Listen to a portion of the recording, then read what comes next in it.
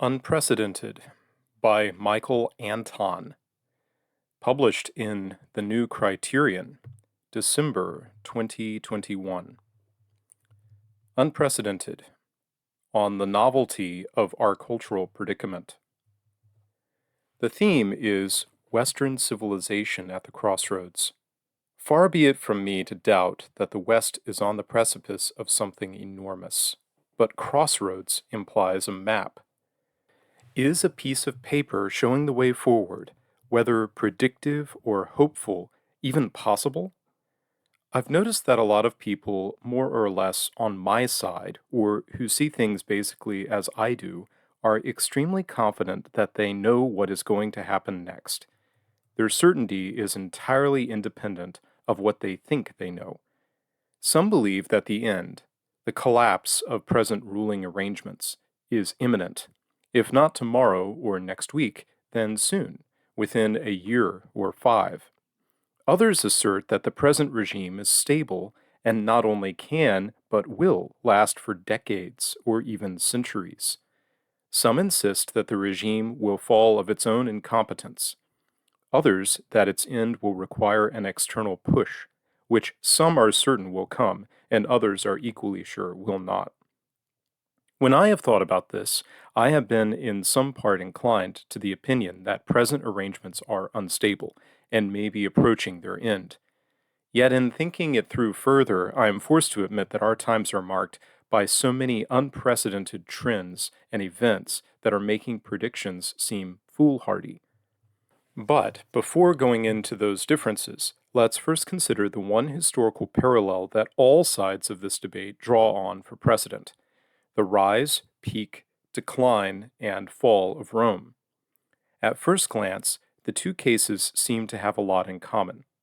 Not only was the United States founded by men educated in the classics who took Roman pseudonyms and named the government's top legislative body after Rome's, and not only did those founders revive republicanism after centuries of abeyance following the transformation of the Roman Republic into an empire, but our country's history itself seems to have tracked Rome's, if not precisely, then certainly thematically.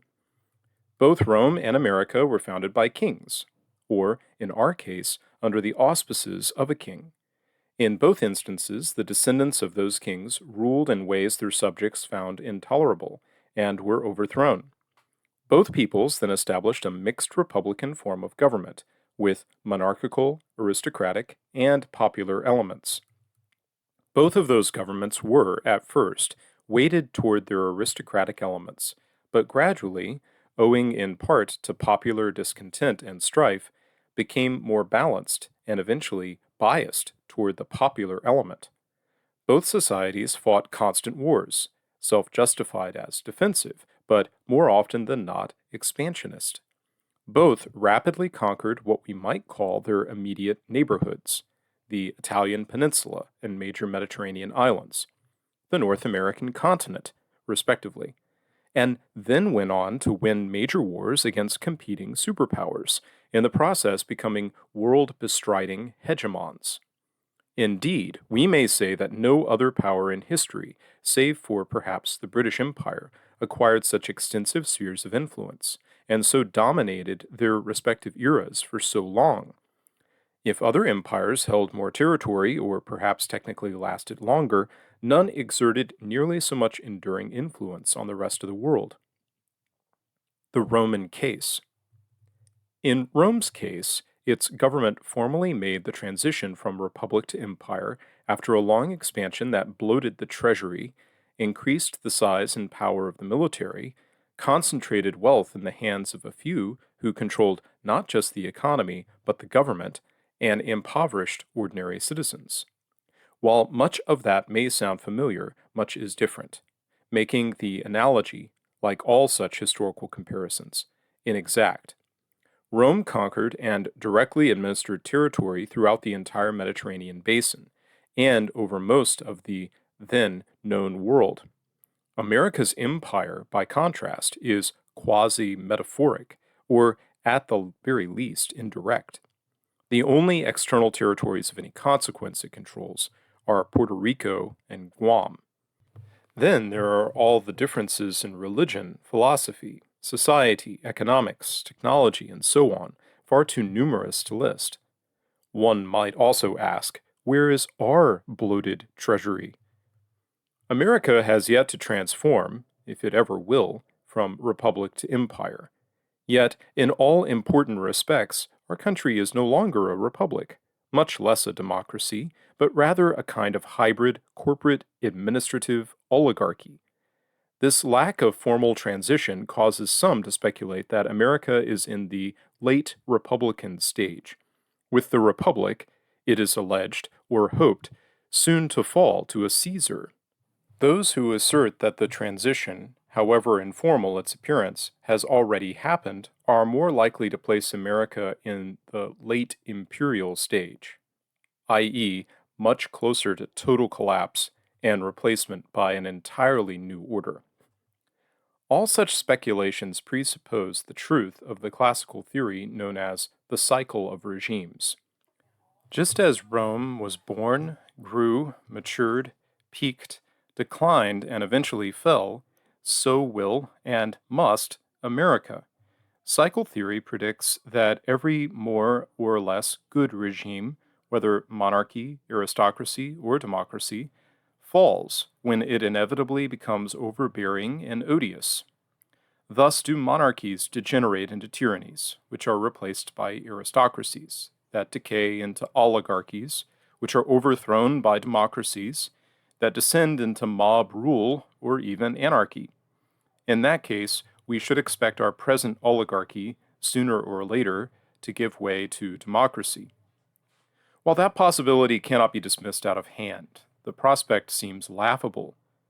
If there is to be, as cycle theory predicts, a popular revolt against our corrupt oligarchy, it would seem much more likely to be led by a charismatic centralizing figure who ascends to the leadership of the popular party and then installs himself as the head of government. In other words, Caesarism. And even that would depend on a Caesar of sufficient talent and institutional support, as well as a sufficient level of spirit and virtue in the people, and on much else besides. More fundamentally, classic cycle theory presupposes an ethnically, linguistically, and religiously unified people.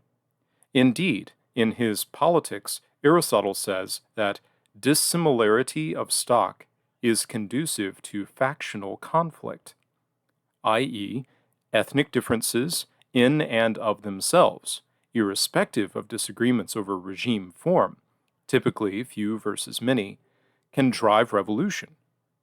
Aristotle seems to admit the possibility of assimilation. Dissimilarity, he says, leads to conflict until a cooperative spirit develops.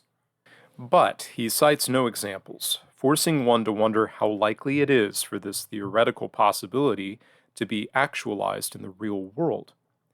It seems instead that the fundamental conflict between the few and the many emerges only where the more fundamental conflict between differing peoples is absent.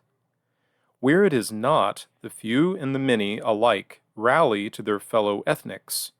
Ethnicity itself, rather than class, is their prime motivator.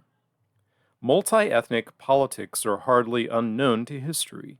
Of these, Aristotle gives several examples, all of which ended up fighting civil wars along ethnic lines. The most common, one may say only, way that multi-ethnic societies have been successfully governed is centrally, from the top, by some form of one-man rule, whether monarchical, Caesarist, or tyrannical. This ultimately is how Rome solved the problem of admitting so many foreigners to citizenship, to say nothing of its far-flung conquests of peoples whom it never made citizens. In more recent times, one may think of the Austro-Hungarian Empire and Tito's Yugoslavia. America today. Consider now the contemporary United States of America. At first glance, it seems to belie Aristotle's implied assertion that regime-ending ethnic conflict is unavoidable wherever more than one group lives under the same government. Americans pride themselves and their country on their exceptional track record of assimilating peoples from all over the world.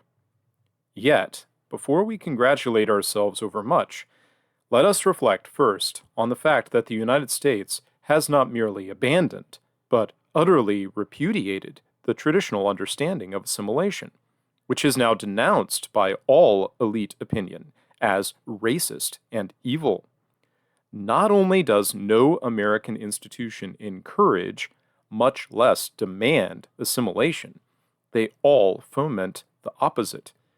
Immigrants to America are exhorted to embrace their native cultures and taught that the country to which they've chosen to immigrate is the worst in world history, whose people and institutions are intent on harming them, and that their own cultures are infinitely superior.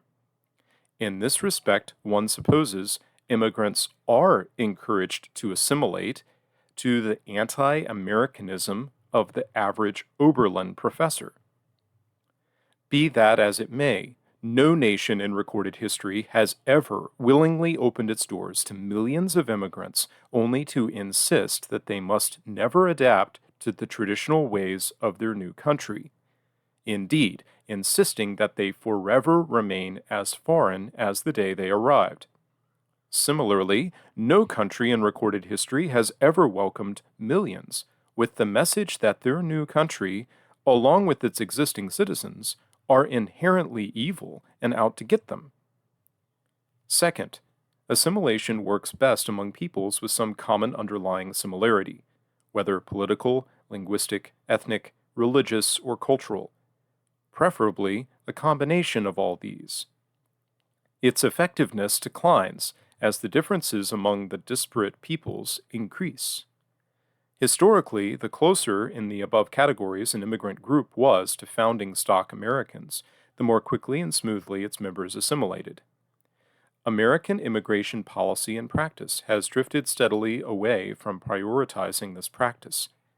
In particular, since the passage of the 1965 Immigration Act and the de facto, since the 1970s at least, non-enforcement of America's borders and immigration laws, newcomers to America have become more and more distant, not just from existing Americans, but from one another. America now takes in, and has been importing for more than 50 years, people from every part of the globe, of every faith, speaking every language. This, too, has never before happened in world history. Third is the size of the wave. Precise numbers are hard to come by, but if we count immigrants, legal and illegal, plus all their direct descendants, then something like 100 million newcomers have arrived in America since 1965. Only 14 countries today have total populations exceeding that figure. In 1965, there were just under 200 million Americans. Today, it is estimated that 333 million live within our borders. At least two-thirds of that growth has been immigrant-driven. This large a migration wave in so short a time to one country from so many different sources has also never happened before in human history. Need a respectable source to vouch for that? Here's Bill Clinton in 1998. Quote, "But now we are being tested again by a new wave of immigration larger than any in a century, far more diverse than any in our history. Each year, nearly 1 million people come legally to America. Today, nearly 1 in 10 people in America was born in another country. 1 in 5 school children are from immigrant families. Today, largely because of immigration, there is no majority race in Hawaii or Houston or New York City. Within 5 years, there will be no majority race in our largest state, California. In a little more than 50 years, there will be no majority race in the United States." Applause. No other nation in history has gone through demographic change of this magnitude in so short a time. End of quote. Note the applause. The venue of the above speech was a university commencement. A sitting president addressing freshly minted college graduates and their parents, i.e., the elite speaking to the elite. Demographic decline was literally applauded. And this is only one example. Mere months ago, when the census announced that, for the first time in American history, the white population had declined in absolute numbers, the Tonight Show's audience cheered. No native-born population of any country has ever literally cheered its own dispossession. That which cannot be said. The Great Replacement is happening, not just in America, but throughout the West. Elites both deny and affirm it. When they write op-eds in the New York Times entitled, "We can replace them," that's a good thing, and the phenomenon under discussion is absolutely right and just. When you notice and express the mildest wish not to be replaced, it's a racist conspiracy theory that you are evil for even mentioning, your evil being further proof that you deserve to be replaced. They get to say it. You're required not merely to pretend that you don't hear it, but also to insist that they never said it. No majority stock in any nation has ever deliberately sought its own replacement, much less insisted that those who might have misgivings lie to themselves that it's not happening. The Great Replacement is not just happening. Under the Biden-Harris regime, it is accelerating. Among the few promises Biden has kept are those not to build a single inch of the border wall or to enforce immigration laws. As a result, illegal migrants are pouring across the southern border at an unprecedented rate.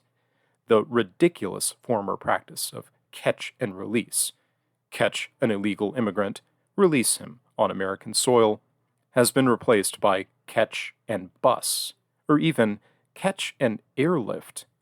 The United States government places illegal border crossers on buses and planes and distributes them throughout the heartland, unannounced, often followed by official denials. Naturally, none of these people is vetted in any way, not for COVID, which has the rest of us in semi-permanent lockdown, nor for criminal records or anything else. Couple this with the regime's policy to settle throughout Middle America as many unvetted Afghans as possible, some of whom are likely terrorists, several of whom have already committed sex crimes.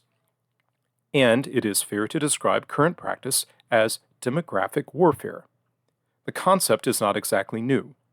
Tyrants have been known from time immemorial to move populations around so as to hold conquests more securely. What's unprecedented is a regime importing foreigners to harm its own people. The question of immigration is separable from that of race. Critical race theory, much in the news lately, is but the latest iteration of intellectual and academic anti-whiteness that has been central to leftist ideology since the mid-1960s. The specimen is Susan Sontag's 1967 belch that, quote, "the white race is the cancer of human history," end quote.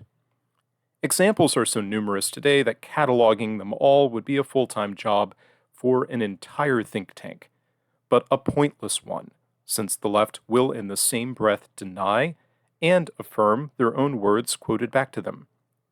We didn't say that, and it's good that we did. Many whites apparently believe they deserve to be replaced because their race makes them uniquely and irredeemably evil.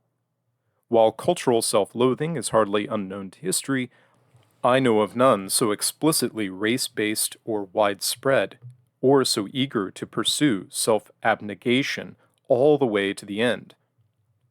This hatred of the core stock of the nation by other members of that same stock also appears to be unprecedented.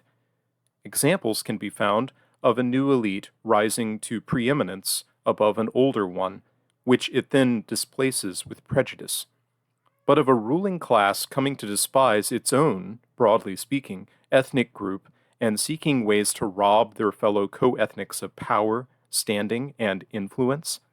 I can't think of any other such cases. The matter becomes even more complicated when one reflects that this is mostly an intra-white civil war. One group of whites pronounces the entire white race evil, seeks policies to hurt it, but somehow exempts itself. So far, these upper caste whites have found ways to protect their own privilege, but haven't developed consistent rhetoric to defend that privilege. They appear to believe that no matter how much anti-white poison they vomit, or how many destructive policies they enact, none will ever blow back on them.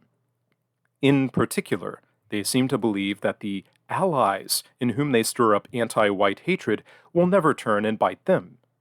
At least, they appear not to have seriously considered the possibility.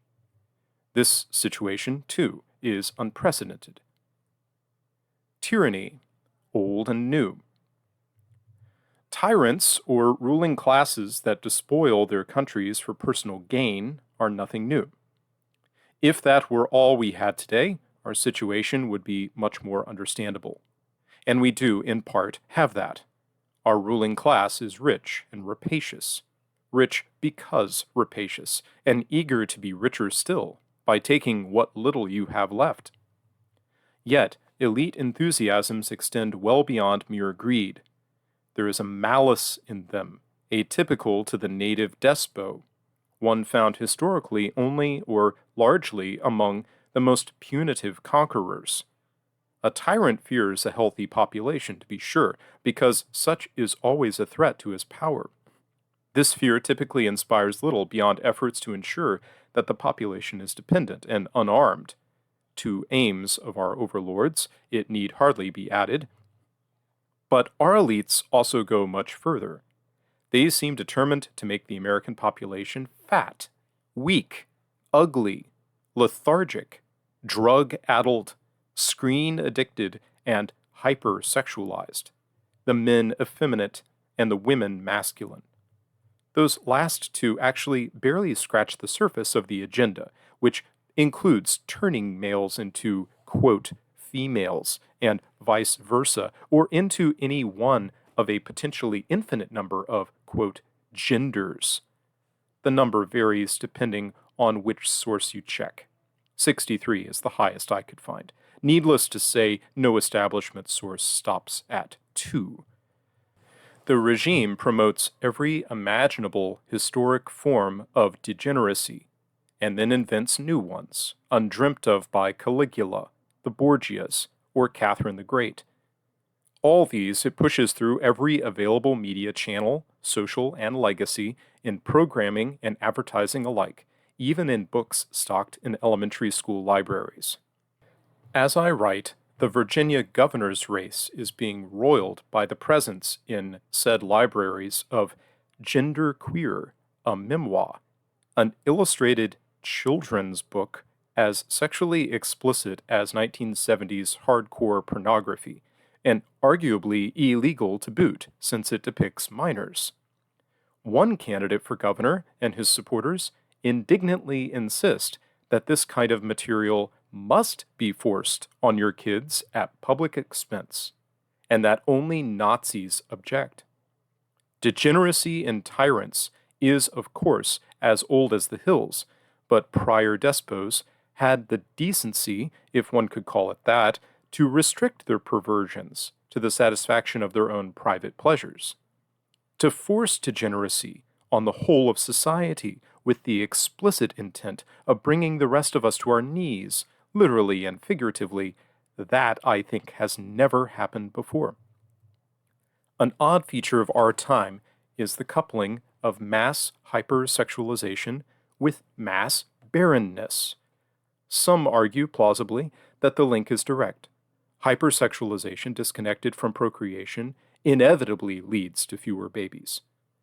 The degree to which crashing fertility is simply an effect of modernity versus a deliberate plan by our rulers is an open question.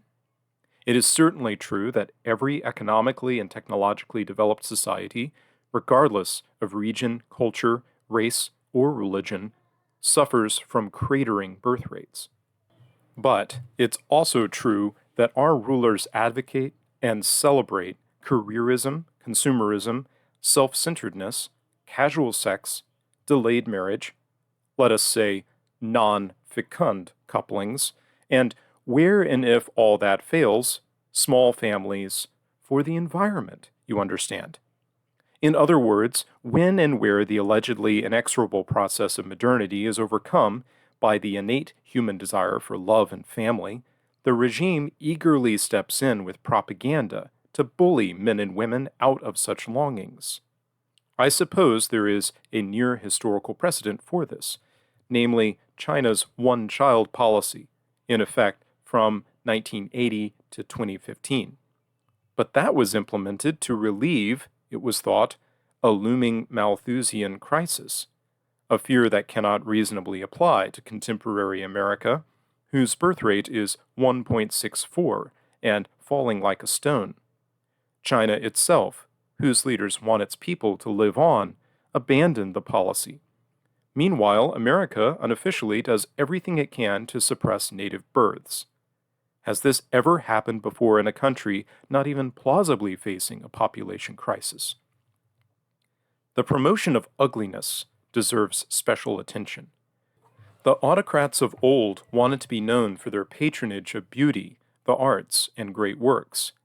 This is one meaning of Shelley's Ozymandias, and also of Augustus's boast that he found Rome a city of brick and left it a city of marble, to say nothing of having commissioned the Aeneid.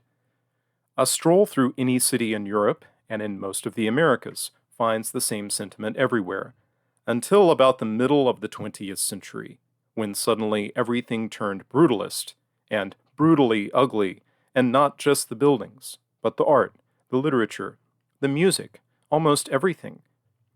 One attempts to state the following as delicately as possible, even though regime propaganda on this score is anything but delicate. But today the ugliness extends to people. One hesitates also to say anything that could be interpreted as praise of underwear ads, but within living memory, the sirens of Times Square billboards were lithe and lovely. Today they are, quite deliberately, obese and angry. That is, when they're not cross-dressers, or pierced like an East Village junkie and tattooed like a C-list porn star. All this, we are commanded to believe, is beautiful, though no healthy person does. The point seems to be humiliation, forcing us little people to say the thing which is not.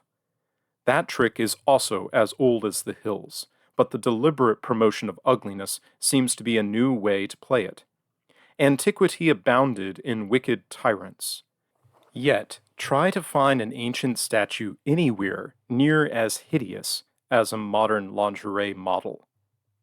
But in terms of what we choose to elevate, nothing illustrates the perversity of present America more than the deification of George Floyd. There are now monuments to him all over the country that are treated as sacred. In a rare instance when one is defaced, the resultant outcry resembles the Athenian people's reaction to the desecration of the Hermae. One may insist that George Floyd did not deserve to die the way he did, and still see that neither did he live his life so as to make the possibility remote. He was convicted of 8 crimes and charged with or detained for at least 19, though one must here concede the difficulty of finding reliable, relevant information, since unflattering facts about Floyd's life are effectively suppressed and are taboo to discuss.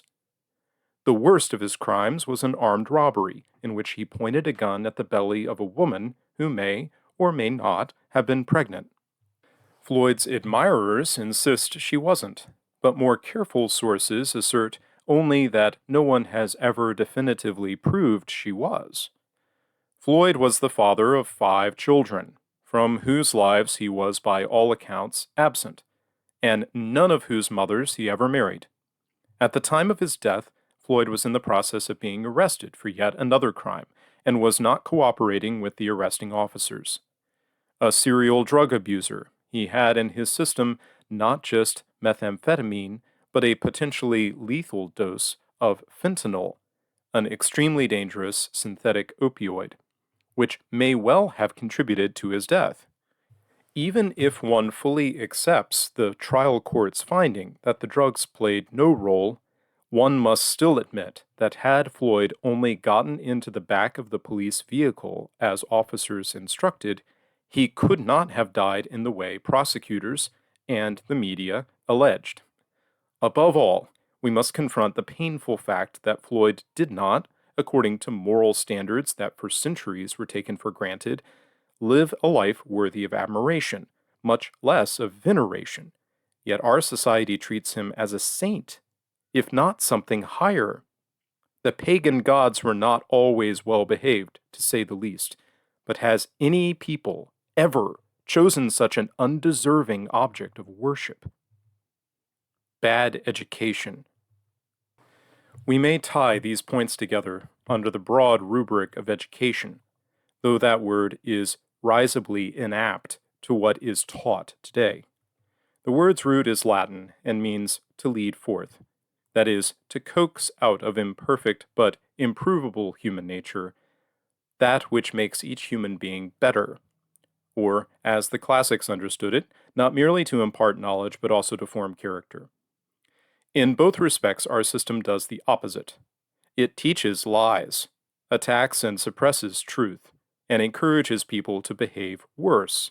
It tells children to hate themselves or their classmates because of their race, and to hate their country. It encourages boys to declare themselves girls, and vice versa. It badgers kids into professing themselves attracted to members of the same sex, or of all 63 sexes, regardless of or despite their natural inclination. It fire hoses them with sexualized messaging and imagery, always taking care to decouple orgasmic self indulgence from love and family. The people who run the system, or many of them, can only be described as sadists. How sick does one's mind have to be to think it a good idea to teach a black kindergartner, through the taxpayer financed public education system, no less, to hate his white classmates, or those white classmates to hate themselves? A sane society would call this child abuse. The system now protects predators at the expense of the vulnerable and attacks parents who object. In Virginia, a boy in a skirt entered a girl's bathroom and raped a student. The school and the district hushed it up and transferred him to another school where he did it again. When one victim's father complained at a school board meeting, cops roughed him up and arrested him. The superintendent, principal, and all others in authority furiously denied that any assault had ever taken place. That is, except for the father's impassioned plea when the school board referred to the Attorney General of the United States, who then ordered the FBI and the U.S. attorneys to investigate outspoken parents as domestic terrorists. This is not merely insane, but deliberately evil. The Carthaginians cast living children into furnaces to satiate their false god, Baal. We sacrifice our children's mental health and adult futures to appease our false god, Woki. Plus ça change? We may note in passing that when similar atrocities occurred in the pre-woke Catholic Church, an institution the ruling class feared and despised, demands for accountability were deafening. Today, the only sounds one hears are from establishmentarians and their conservatism incorporated enablers. This isn't happening. It's a culture war trope ginned up by MAGA racists, and anyway, it's no big deal, so lighten up. The most prevalent failures of education in history, it is widely accepted, have stemmed from the lack of it. Failing to teach the poor basic skills, such as reading and writing, or even deliberately depriving them of such learning. Now we have come full circle, but worse. We barely teach kids to read, write, or add anymore. Indeed, the most progressive corners of the education system denounce such emphasis on standards and core knowledge as white supremacist. There's ample historical precedent for widespread illiteracy. But for teaching one's own citizens self-hatred, degeneracy, and despondency, without teaching them to read and write? barbarians at the gates. The typical tyrant enjoys wealth and power, which are easier to extract from a productive populace than from zombies. He therefore typically does not prioritize degrading his population beyond measures necessary to produce obedience. The serial humiliations inflicted on our people by its ruling class, not all of which, to say the least, generate profits, appear to be another element of contemporary life without historical precedent. Crime is a case in point. No society, whether free or despotic, benefits from crime, all else being equal, though it's certainly true that a tyrant can find it useful to exempt his own partisans from criminal enforcement, and even to encourage them to terrorize its enemies. Criminals being criminals, this is a hard dynamic to keep from spinning out of control. In 2020, for instance, the ruling class unleashed BLM hordes and Antifa predators, plus assorted rioters and looters, to despoil and burn some 220 American cities. Sacking was not uncommon in the ancient world. Rome was sacked many times, but always by foreigners, and never at the instigation of her leading citizens. The Senate never riled up the plebs to scorch the Capitoline. Yet, in the summer of 2020, our ruling class actively encouraged, through state-aligned media, the repeated sacking of Manhattan, the very beating heart of the Davos archipelago, where our richest and most powerful overlords live and work. They fired up mobs to trash huge swaths of Washington, D.C., their cherished imperial capital, which, to this day, has yet to recover. Why did they do that? Was there some nefarious plan to derive benefit that I don't understand? Or was this an instance of losing control of the shock troops? Either way, the events were unprecedented. Then there are the related issues of technology and our fake economy. These subjects are far too large to explore here, so must be treated cursorily. Let us merely say that modern digital technology is unlike any previous advance in human history. It threatens not only to become man's master and destroyer, other technologies have also threatened that, but also to remake his very soul, or kill it. The modern economy that technology enables is similarly anti-human. It deprives billions of the dignity of meaningful work at fair remuneration, while it enriches a tiny minority adept at manipulating bits and bytes to no discernible purpose or benefit. The world has had to endure oligarchs for millennia, but our empty plutocrats create nothing but new ways to waste time and innervate the spirit. They are, like the technologies that make them rich and powerful, an entirely new phenomenon. Finally, there is the endless insistence that every new dawn must begin a fresh year zero. We must start continually anew. What was acceptable yesterday is anathema today, and will be more so tomorrow. All that came before must be swept aside and destroyed with extreme prejudice, on a rolling basis. The most ferocious revolutionaries of yesteryear didn't do this. The Jacobins changed the calendar and guillotined a lot of nobles, but otherwise allowed France to remain French. The Bolsheviks did not touch the Russian literary or concert canons. On the contrary, they celebrated both. Mao made an attempt to start over, until the more sensible party bosses realized that the old man, and especially his wife, had lost their minds and were destroying China, sidelined him, and quietly put an end to the Cultural Revolution 4 years before formally declaring mission accomplished. The Ayatollah did not ban Nowruz or the cornerstones of Persian tradition, beloved by the Iranian people, but which predated his puritanical version of Islam. Our overlords, by contrast, insist on changing everything and will not stop until everything familiar is gone. When this is pointed out, they smirk about the slippery slope fallacy, and they gleefully lie. That will never happen, they say, until they insist on it, and once accomplished, move on to the next target. They are cultural locusts. devouring everything in their path. If the internal logic, if one may use that word in this context, of their passionate hatred is allowed to play out, no statue can be left standing, no traditional holiday observed, no name unchanged.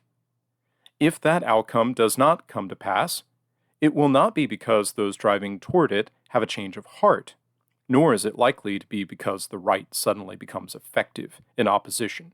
It will rather be because the locusts destroy too many of the country's remaining functioning parts too soon, causing the system to collapse before their program is complete, thereby making further progress impossible.